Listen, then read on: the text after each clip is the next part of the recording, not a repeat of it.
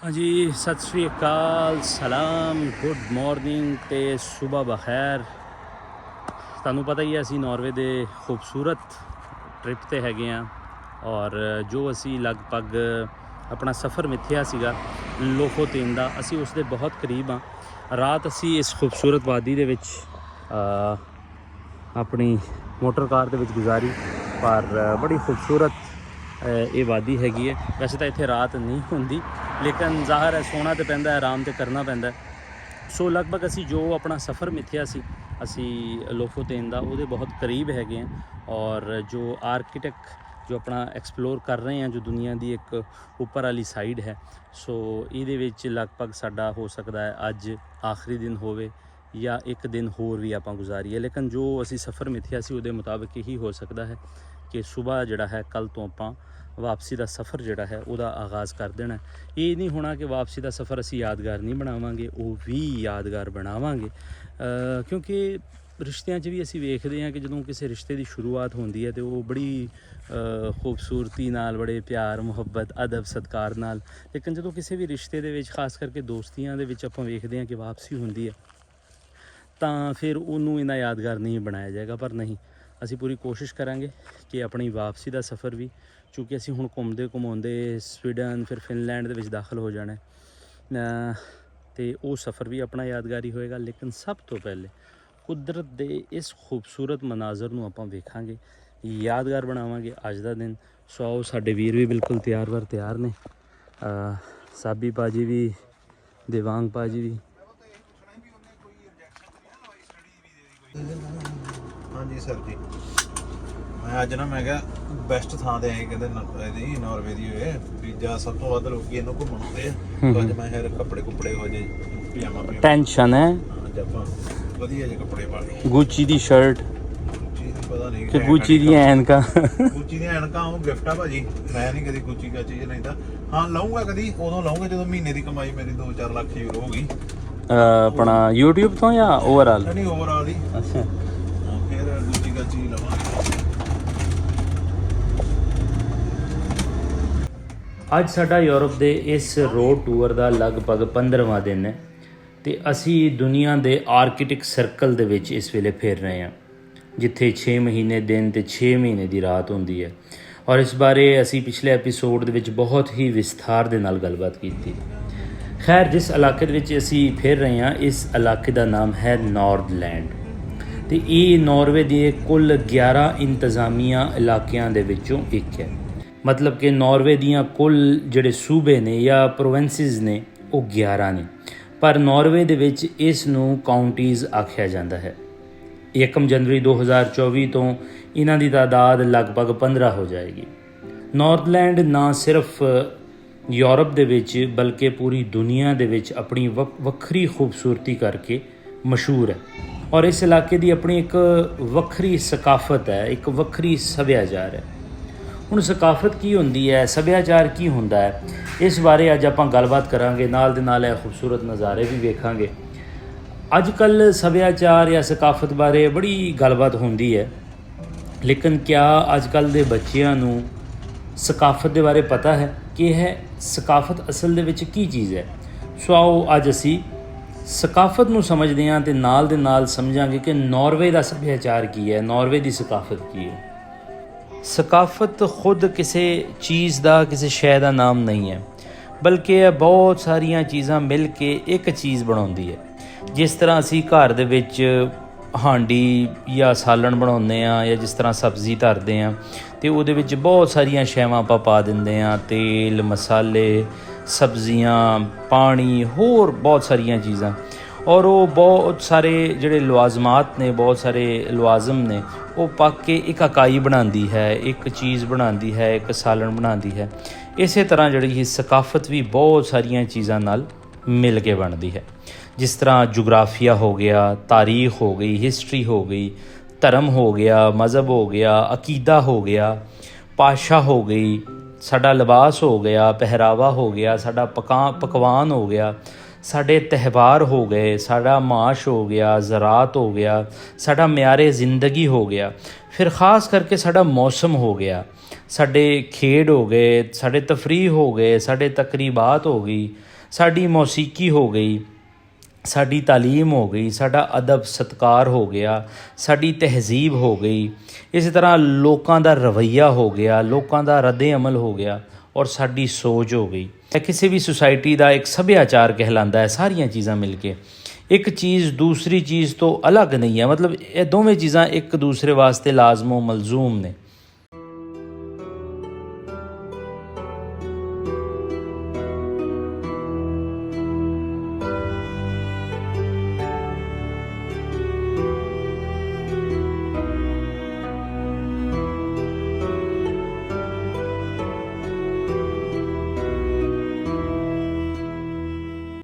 ਸੋ ਅਸੀਂ ਪਹੁੰਚ ਗਏ ਹਾਂ ਹੌਲਡੋਏ। ਬੜਾ ਖੂਬਸੂਰਤ ਪਿੰਡ ਹੈ, ਸਾਹਮਣੇ ਆਬਸ਼ਾਰਾਂ ਵੀ ਹਨ। ਲੇਕਿਨ ਹੁਣ ਜਿਹੜੀ ਕੁਦਰਤੀ ਖੂਬਸੂਰਤੀ ਜਿਹੜੀ ਅਸੀਂ ਵੇਖਣ ਆਏ ਹਾਂ ਉਹ ਇਹ ਹੈ ਕਿ ਇਸ ਸਮੁੰਦਰ ਦੇ ਅੰਦਰ ਬਹੁਤ ਸਾਰੇ ਜਜ਼ੀਰੇ ਨੇ। ਸੋ ਤੁਸੀਂ ਵੇਖ ਸਕਦੇ ਹੋ ਕਿ ਚਾਰੋਂ ਪਾਸੇ ਸਮੁੰਦਰ ਹੈਗਾ ਔਰ ਇਹਦੇ ਕਾਰ ਇੱਕ ਛੋਟਾ ਜਿਹਾ ਜਜ਼ੀਰਾ ਹੈ। ਸਮੁੰਦਰ ਤੋਂ ਦੇ ਨਾਲ ਹੀ ਤੁਸੀਂ ਵੇਖ ਸਕਦੇ ਹੋ ਗਲੇਸ਼ੀਅਰ, ਸਤਾ ਸਮੁੰਦਰ ਦੇ ਨਾਲ ਹੀ ਤੁਸੀਂ ਵੇਖ ਸਕਦੇ ਹੋ ਆਬਸ਼ਾਰਾਂ, ਅਤੇ ਸਦਾ ਸਮੁੰਦਰ ਦੇ ਨਾਲ ਹੀ ਫਿਰ ਤੁਸੀਂ ਜਿਹੜੇ ਛੋਟੇ ਛੋਟੇ ਜਜ਼ੀਰੇ ਨੇ, ਜਜ਼ੀਰਾਂ ਦੇ ਉੱਪਰ ਵੀ ਫਿਰ ਤੁਸੀਂ ਪਹਾੜ ਵੇਖ ਸਕਦੇ ਹੋ। ਸੋ ਇਹੋ ਜਿਹੀ ਖੂਬਸੂਰਤੀ ਦੁਨੀਆ ਨੇ ਜਿਹੜੀ ਹੈ, ਪਰਮਾਤਮਾ ਨੇ ਜਿਹੜੀ ਹੈ ਇਹੋ ਜਿਹੀ ਖੂਬਸੂਰਤੀ ਸਿਰਫ ਤੇ ਸਿਰਫ ਨਾਰਵੇ ਨੇ ਦਿੱਤੀ ਹੈ। ਔਰ ਗਲੇਸ਼ੀਅਰਸ ਦਾ ਪਾਣੀ ਜਦੋਂ ਸਮੁੰਦਰ ਦੇ ਨਾਲ ਸ਼ਾਮਲ ਹੁੰਦਾ ਤੇ ਉਹਦਾ ਨਜ਼ਾਰਾ ਵੀ ਤੁਸੀਂ ਵੇਖ ਸਕਦੇ ਹੋ।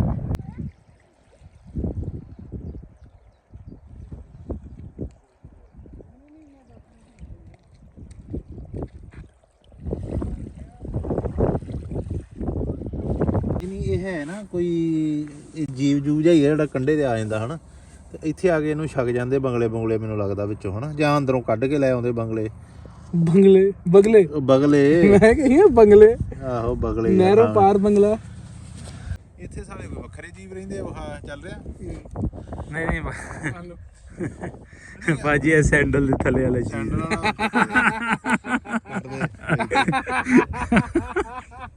ਆ ਕਿੱਦਾਂ ਦਾ ਯਾਰ, ਆਹੋ ਇਹ ਵੀ ਉਹਦੀ ਫੈਮਿਲੀ ਚੋਂ ਹੀ ਹੈ ਨਾ, ਚਾਚੇ ਦਾ ਮੁੰਡਾ। ਆਹੋ ਇਹ ਥੋੜਾ ਜਿਹਾ ਗੋਰਾ ਨਿਕਲਿਆ ਵਾ। ਮਾਸੀ ਪਹਿਲੀ ਵਾਰੀ ਵੇਖੀ ਆ ਚੀਜ਼ ਥੱਲੇ ਉਹ ਵੀ ਹੈ ਨਾਜ਼ੁਕ ਨੇ, ਹਾਂ ਹੈ ਨਾਜ਼ੁਕ ਨੇ, ਆ ਟੁੱਟ ਜਾਂਦੇ ਹਨਾ ਇਹਦੇ ਨਾਲ। ਮੈਂ ਟੇਕ ਨਥਿੰਗ ਬਟ ਮੈਮਰੀਜ਼, ਇਹ ਕੋਈ ਨਵੀਂ ਚੀਜ਼ ਹੀ ਲੱਗਦੀ। ਭਾਜੀ ਟੇਕ ਨਥਿੰਗ ਬਟ ਮੈਮਰੀਜ਼ ਸਾਹਮਣੇ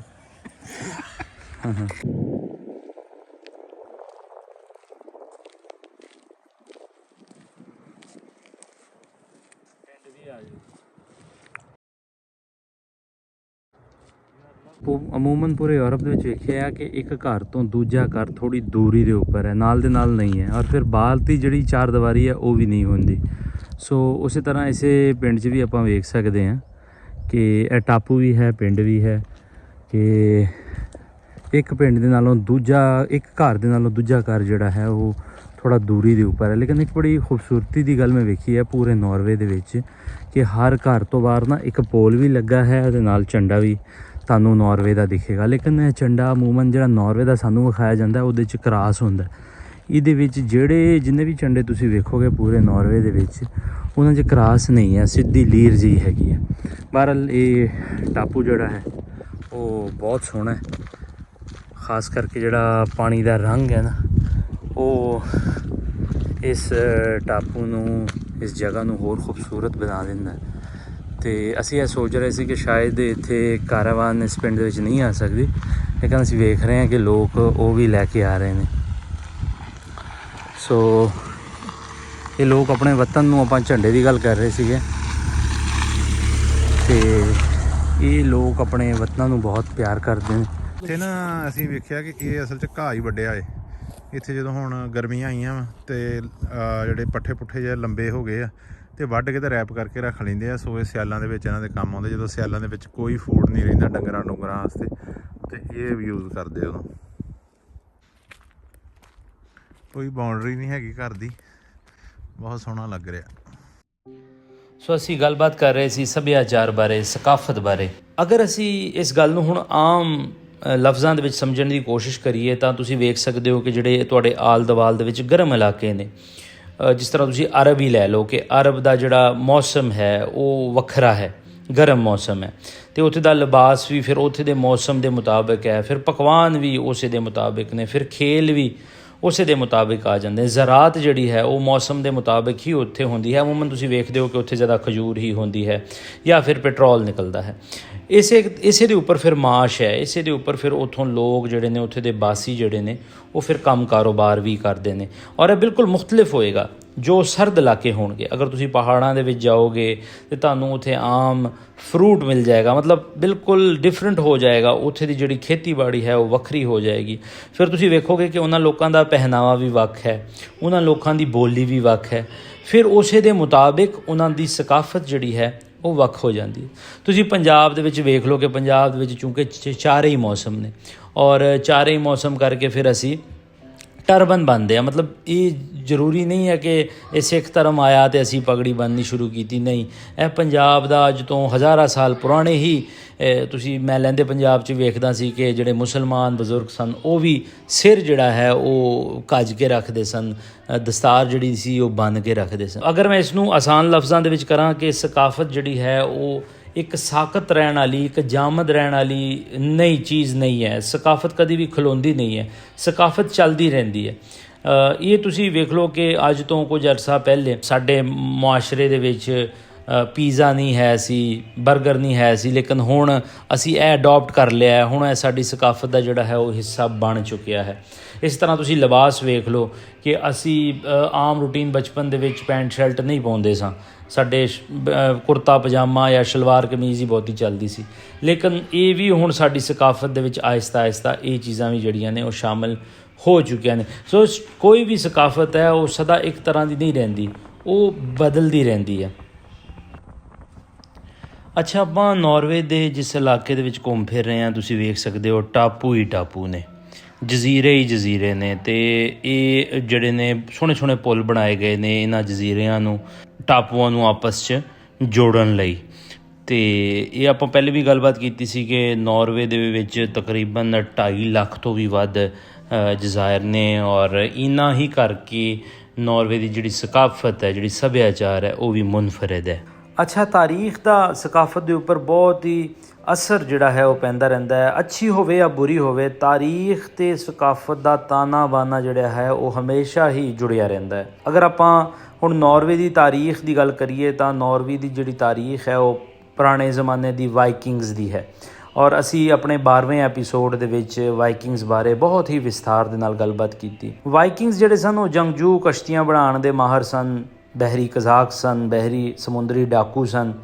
ਇਹਨਾਂ ਨੇ ਕਸ਼ਤੀਆਂ 'ਤੇ ਸਵਾਰ ਹੋ ਕੇ ਦੂਸਰਿਆਂ ਮੁਲਕਾਂ 'ਚ ਵਿੱਚ ਜਾ ਕੇ ਅਤੇ ਉੱਥੇ ਲੁੱਟਮਾਰ ਕਰਦੇ, ਲੜਾਈ ਝਗੜੇ ਕਰਦੇ ਅਤੇ ਵਾਪਸ ਆ ਕੇ ਮੁਫਤਖੋਰੀ ਆਰਾਮ ਨਾਲ ਬਹਿ ਜਾਣਾ ਅਤੇ ਖਾਣਾ ਪੀਣਾ, ਜਦੋਂ ਫਿਰ ਮੁੱਕ ਜਾਣਾ ਅਤੇ ਫਿਰ ਉਹੀ ਕੰਮ ਸ਼ੁਰੂ ਕਰ ਲੈਣਾ। ਪਰ ਇੱਕ ਗੱਲ ਜਿਹੜੀ ਹੁਣ ਇਹਨਾਂ ਦੇ ਵਿੱਚ ਬਹੁਤ ਚੰਗੀ ਹੈ ਕਿ ਉਹ ਇਸ ਤਾਰੀਖ ਤੋਂ ਉਹਨਾਂ ਨੇ ਸਬਕ ਸਿੱਖ ਲਿਆ ਔਰ ਉਹ ਇਸ ਸ਼ਨਾਖਤ ਤੋਂ ਅਲੱਗ ਹੋਣਾ ਚਾਹੁੰਦੇ ਨੇ। ਉਹ ਹੁਣ ਲੜਾਈ ਝਗੜਿਆਂ ਤੋਂ ਨਿਕਲ ਕੇ ਅਮਨ ਦੀ ਜਾਨਬ ਜਿਹੜੇ ਨੇ ਉਹ ਗਾਮਜ਼ਨ ਨੇ। ਸਾਲ 805 ਤੋਂ 1100 ਈਸਵੀ ਤੱਕ ਨਾਰਵੇ ਆਹਿਸਤਾ ਆਹਿਸਤਾ ਜਿਹੜਾ ਹੈ ਉਹ ਮਸੀਹੀ ਮਜ਼ਹਬ ਵੱਲ ਟੁਰਿਆ ਅਤੇ ਇੱਥੇ ਸਰਕਾਰੀ ਚਰਚ ਬਣ ਗਏ।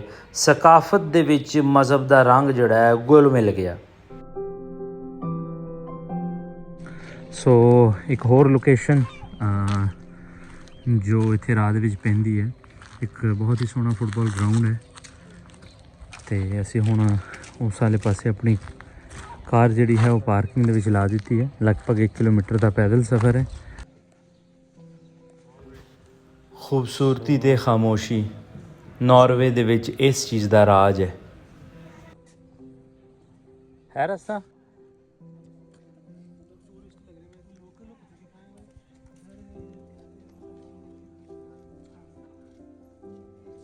ਅਸੀਂ ਇਸ ਜਗ੍ਹਾ ਦੇ ਵਿੱਚ, ਇਸ ਪਿੰਡ ਦੇ ਵਿੱਚ ਫਿਰ ਰਹੇ ਹਾਂ ਅਤੇ ਸਾਡੀ ਲੋਕੇਸ਼ਨ ਨੈਕਸਟ ਇਹ ਹੈ ਅਤੇ ਇੱਥੋਂ ਕਿੱਥੋਂ ਹੀ ਰਾਹ ਜਿਹੜਾ ਹੈ ਉਹ ਇਸ ਸਟੇਡੀਅਮ ਵੱਲ ਨੂੰ ਮਿਲਦਾ। ਸੋ ਆਪਾਂ ਇੱਥੇ ਜਾਣਾ ਅਤੇ ਸਰਦੀਆਂ ਦਾ ਨਜ਼ਾਰਾ ਇੱਥੇ ਇੰਝ ਹੁੰਦਾ ਹੈ।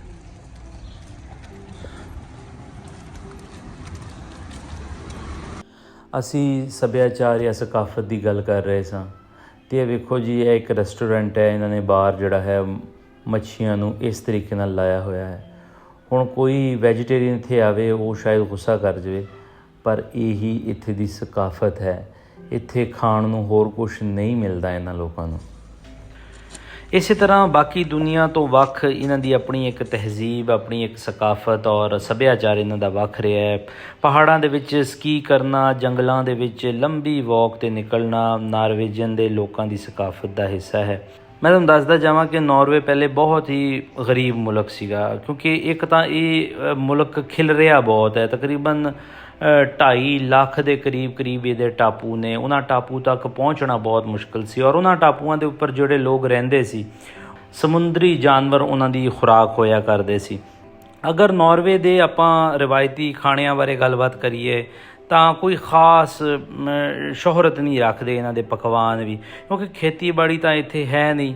ਸੋ ਖਾਣਾ ਫਰਾਹਮ ਕਰਨਾ ਮੇਰਾ ਖਿਆਲ ਹੈ ਇੱਥੇ ਬਹੁਤ ਹੀ ਕਠਿਨ ਕੰਮ ਹੈਗਾ। ਸੋ ਚੂੰਕਿ ਇੱਥੇ ਸਰਦੀਆਂ ਦਾ ਮੌਸਮ ਵੀ ਕਾਫੀ ਲੰਬਾ ਹੁੰਦਾ ਹੈ, ਸੋ ਬਰਫ਼ਾਂ ਕਰਕੇ ਇੱਥੇ ਕੁਝ ਖਾਸ ਉਗਦਾ ਵੀ ਨਹੀਂ ਹੈ। ਜ਼ਿਆਦਾ ਅਨਾਜ ਬਸ ਆਲੂ ਕੇ ਖਾਸ ਕਰਕੇ ਮੱਛਲੀ ਜਿਹੜੀ ਹੈ ਉਹ ਜ਼ਿਬਾ ਕਰਕੇ ਰੱਖ ਲੈਂਦੇ ਸੀ ਔਰ ਫਿਰ ਸਰਦੀਆਂ ਦੇ ਵਿੱਚ ਉਹੀ ਖਾਂਦੇ ਸੀ। ਸੋ ਨਾਰਵੇਜਨ ਲੋਕਾਂ ਦੀ ਜਿਹੜੀ ਗਜ਼ਾ ਹੈ ਉਹਦੇ ਵਿੱਚ ਮੱਛਲੀ ਅਤੇ ਆਲੂ ਜਿਹੜੇ ਨੇ ਉਹ ਅਹਿਮੀਅਤ ਦੇ ਹਾਮਿਲ ਨੇ। ਹਰ ਇਲਾਕੇ ਦੀ ਆਪਣੀ ਇੱਕ ਤਹਿਜ਼ੀਬ ਹੁੰਦੀ ਹੈ, ਆਪਣੀ ਇੱਕ ਸਕਾਫਤ ਹੁੰਦੀ ਹੈ ਅਤੇ ਆਪਣੀ ਇੱਕ ਖੁਰਾਕ ਹੁੰਦੀ ਹੈ।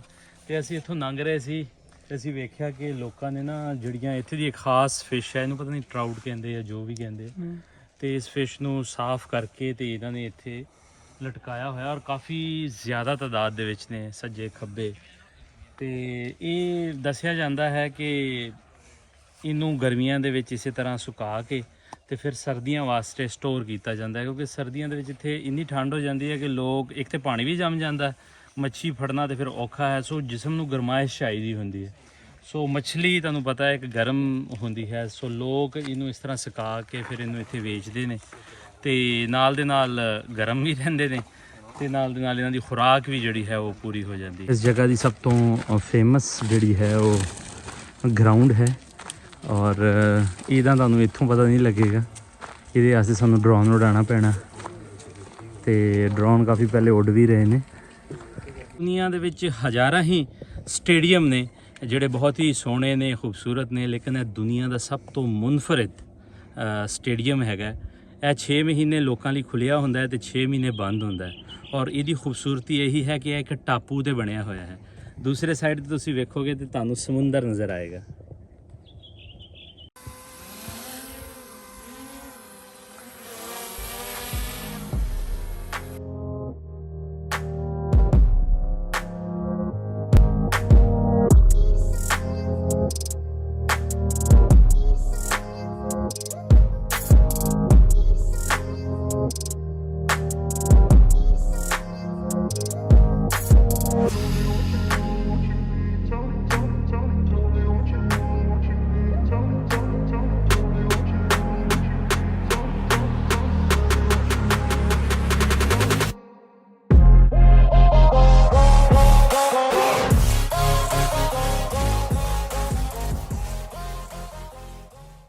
ਇਸ ਤੋਂ ਇਲਾਵਾ ਜੰਗਲ, ਦਰਖਤ, ਹਰਿਆਲੀ, ਗੂੜੀ ਹਰਿਆਲੀ, ਪੌਦੇ, ਫੁੱਲ, ਝਾੜੀਆਂ ਇਹ ਨਾਰਵੇ ਦੀ ਸਕਾਫਤ ਦਾ ਹਿੱਸਾ ਹੈ। ਉਹ ਇਹਨਾਂ ਨੂੰ ਨੁਕਸਾਨ ਨਹੀਂ ਪਹੁੰਚਾਉਂਦੇ। ਨੁਕਸਾਨ ਪਹੁੰਚਾਉਣ ਦਾ ਉਹ ਸੋਚ ਹੀ ਨਹੀਂ ਸਕਦੇ। ਮੁਖਤਸਰ ਸੇ ਮੌਸਮੇ ਗਰਮਾ ਦੇ ਵਿੱਚ ਘਰਾਂ ਤੋਂ ਬਾਹਰ ਨਿਤ ਨਵੇਂ ਉਹ ਫੁੱਲ ਬੂਟੇ ਲਾਉਂਦੇ ਨੇ। ਉਹ ਇਹਨਾਂ ਦਾ ਮਸ਼ਗਲਾ ਹੈ, ਇੱਕ ਪਸੰਦੀਦਾ ਕੰਮ ਹੈ ਔਰ ਇਹ ਉਹ ਜ਼ਰੂਰ ਕਰਦੇ ਨੇ। ਨਾਰਵੇ ਦੀ ਜਿਹੜੀ ਸਕਾਫਤ ਹੈ, ਅਗਰ ਇਹਨੂੰ ਤੁਸੀਂ ਗਹਿਰਾਈ ਦੇ ਨਾਲ ਜਾ ਕੇ ਸਮਝਣਾ ਚਾਹੁੰਦੇ ਹੋ ਤਾਂ ਤੁਸੀਂ ਜਾਣੋਗੇ ਕਿ ਮਜ਼ਹਬ, ਰਵਾਇਤ, ਰਸਮੋ ਰਿਵਾਜ ਤੋਂ ਜ਼ਿਆਦਾ ਇਹ ਇਕਤਦਾਰ ਅਤੇ ਅਸੂਲਾਂ 'ਤੇ ਕਾਇਮ ਰਹਿਣ ਵਾਲੇ ਲੋਕ ਨੇ। ਖੁਦ ਨਾਰਵੇਜਨ ਲੋਕਾਂ ਦੇ ਮੁਤਾਬਿਕ ਨਾਰਵੇ ਦੀ ਸਕਾਫਤ ਦੇ ਮਜ਼ਬੂਤ ਜਿਹੜੇ ਤਾਨੇ ਬਾਨੇ ਨੇ ਆਪਣੇ ਰਾਏ ਦੀ ਆਜ਼ਾਦੀ, ਮਸਾਵਾਤ, ਇਨਸਾਫ, ਇਨਸਾਨੀ ਹਕੂਕ, ਜਮਹੂਰੀਅਤ ਤੇ ਤਾਰਕੀਨੇ ਵਤਨ ਦੇ ਨਾਲ ਘੁਲਣਾ ਮਿਲਣਾ ਹੈ ਔਰ ਇਹੀ ਇਹਨਾਂ ਲੋਕਾਂ ਦੀ ਕਾਮਯਾਬੀ ਹੈ। ਔਰ ਇਸੇ ਕਰਕੇ ਨਾਰਵੇਜਨ ਲੋਕ ਅੱਜ ਦੁਨੀਆ ਦੇ ਖੁਸ਼ਕਿਸਮਤ ਤਰੀਨ ਲੋਕਾਂ ਦੇ ਵਿੱਚ ਸ਼ਾਮਲ ਨੇ।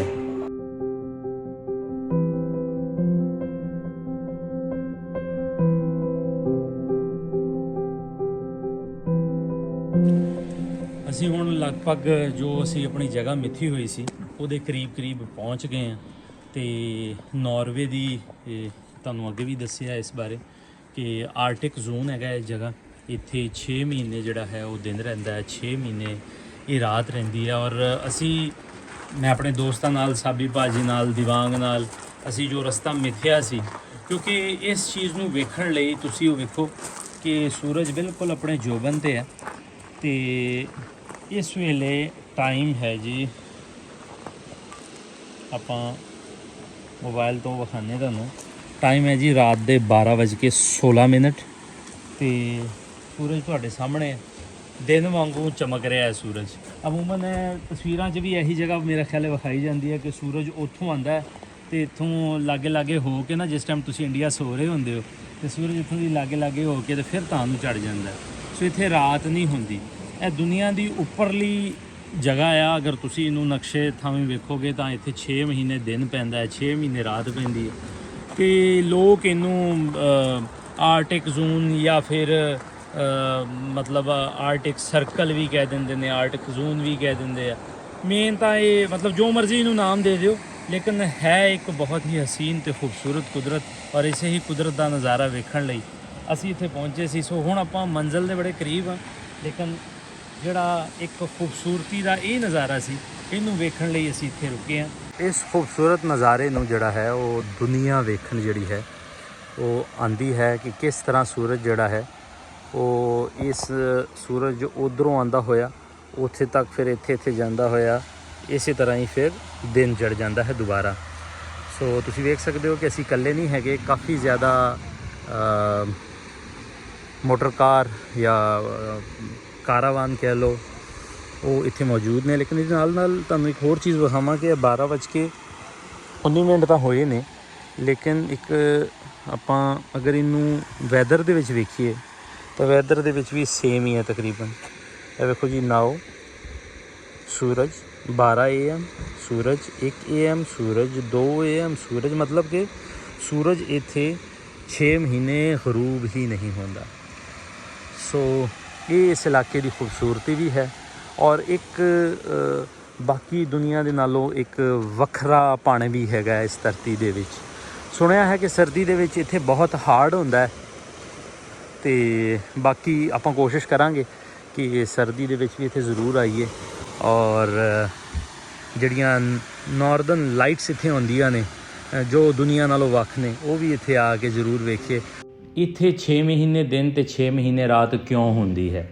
ਤੁਹਾਡੇ ਜ਼ਿਹਨ ਦੇ ਵਿੱਚ ਇਹ ਸਵਾਲ ਜ਼ਰੂਰ ਆਇਆ ਹੋਵੇਗਾ। ਪਿਛਲੀ ਵੀਡੀਓ ਦੇ ਵਿੱਚ ਅਸੀਂ ਇਸ ਚੀਜ਼ ਬਾਰੇ ਬੜੇ ਹੀ ਵਿਸਥਾਰ ਦੇ ਨਾਲ ਗੱਲਬਾਤ ਕੀਤੀ ਹੈ। ਅਗਰ ਤੁਸੀਂ ਇਸ ਚੀਜ਼ ਨੂੰ ਸਮਝਣਾ ਚਾਹੁੰਦੇ ਹੋ ਜਾਂ ਇਸ ਚੀਜ਼ ਦਾ ਸ਼ੌਕ ਰੱਖਦੇ ਹੋ ਤੇ ਤੁਸੀਂ ਸਾਡੀ ਪਿਛਲੀ ਵੀਡੀਓ ਵੀ ਵੇਖ ਸਕਦੇ ਹੋ। ਅੱਜ ਦੇ ਦਿਨ ਲਈ ਇੰਨਾ ਹੀ। ਗਲਤੀ ਗੁਸਤਾਖੀ ਦੀ ਮੁਆਫੀ। ਮਿਲਦੇ ਹਾਂ ਕੱਲ ਸਵੇਰੇ ਫੇਰ। ਰੱਬ ਰਾਖਾ ਜੀ।